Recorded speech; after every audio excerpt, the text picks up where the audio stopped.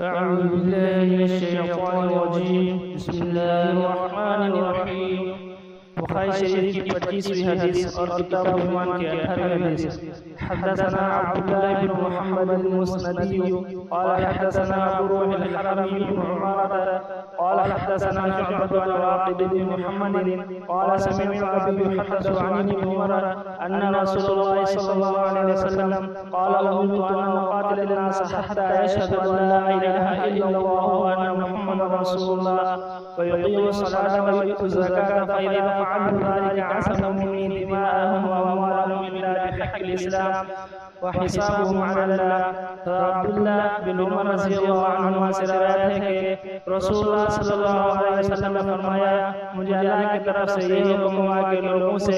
उस वक्त तक लड़ूं जब तक वो ये गवाही न दे कि अल्लाह के सिवा कोई माबूद नहीं और मोहम्मद सल्लल्लाहु अलैहि वसल्लम उसके रसूल हैं, और नमाज कायम करें और ज़कात दें। जब वो ये करने लगे तो अपनी जानों और मालों को मुझसे महफूज कर लेंगे, मगर इस्लाम के हक से और उनके दिल की बातों का हिसाब अल्लाह पर रहेगा।